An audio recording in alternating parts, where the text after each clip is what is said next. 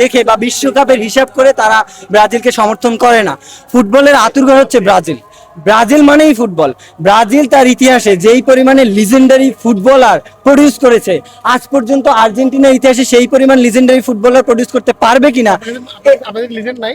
এই পাঁচজন লিজেন্ডারি ফুটবলারের নাম বলতে বলেন। অবশ্যই আপনার নাম বলেন তো। মেসি, রোনালদো, টেভেস, তারপরে হলো গিয়ে আপনার পাঞ্চিনি, রোমেরো, তারপরে হলো গিয়ে দিবালা। কেন পারবো না? অনেক প্লেয়ারের নাম বলতে, আমার ছোট ছেলে ও 11টা প্লেয়ারের নাম বলতে পারে, কিন্তু এখন পারবে না। নাম পারবা ও তুমি আর্জেন্টিনার? কথা বলতে পারে না। আর্জেন্টিনার সবগুলো নাম পারবা? বলবে না, ভয় কথা ভয় ভয়। দেখেন, ছোট বাচ্চা তো অবশ্যই। দেখেন, আমি পাঁচজন কোথা থেকে শুরু করবো ভাই?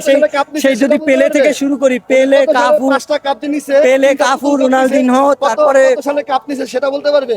কত সালে কাপ পেয়েছেন? বলুক ব্রাজিল দেখি। কত সালে কাপ নিয়েছে? last? আচ্ছা, 2002 বিশ্বকাপ আপনি আমার দেখার আমি দেখছি। আমার দেখার সৌভাগ্য না হলে 2002 বিশ্বকাপ আপনি দেখছেন? অবশ্যই তো দেখছি। আপনি 2002 বিশ্বকাপের ফিলিংস একটু প্রকাশ করেন। অনেক ভালো। আর বিনোদন না থাকলে তো হবে না। তখন আপনার রোনাল্ডো ছিল, আপনার যেটা ওই যে বড় বড় চুলালা রোনাল্ডো, ওর খেলা দেখছি আমরা। তখন তো আর মেসি ছিল না, তখন আমরা ওদের খেলা দেখছি। তারপরে কাকার খেলা দেখছি, খুব ভালো লাগছে।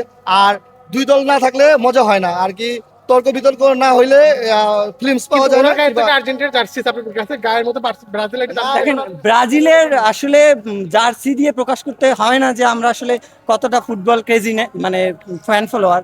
আমাদের এই জার্সি ভাই। ছাড়াও আমরা যথেষ্ট মানে অ্যাক্টিভ, এবং আশা করি 2026 বিশ্বকাপ নেইমারের হাত ধরেই ব্রাজিলে আবার বিশ্বকাপ ফিরছে ইনশাআল্লাহ। আশায় থাকেন, আশায় থাকেন। ব্রাজিলের জার্সি তো নেইমার দাম খুব একটা বেশি না বলে আর্জেন্টিনার না, দাম। কে বলছে ব্রাজিলের আপনি এখানে চাকরি করেন, এখানে 10 টাকা করে একটা বিক্রি হয়।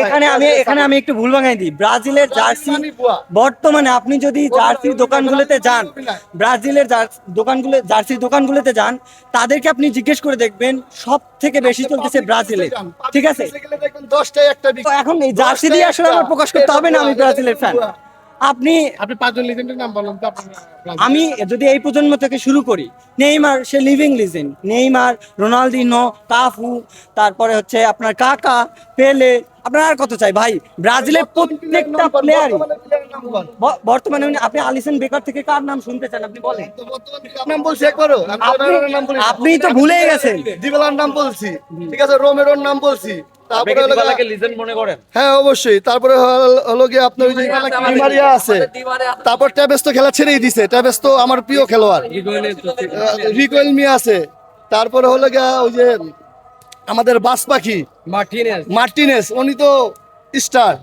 যাই হোক, তাহলে কি এবার ব্রাজিলকে আসলে গুণে ধরতেছেন? ব্রাজিল তো কোনো র্যাঙ্কিংই নাই, ও তো কাতারই নাই গা। আমাদের সাথে খেলবে হলো গিয়া জার্মানি, পর্তুগাল, ফ্রান্স, ওদের সাথে আমরা টক্কর দেবো। আমরা 3 গোল দিয়ে দিছি অলরেডি। আমরা যখন ব্রাজিল প্রস্তুতি ম্যাচটা হারতেছিল তখন আমরা দোয়া করতেছিলাম যে ব্রাজিল বিশ্বকাপে আসে, কারণ প্রতিযোগিতা হচ্ছে না।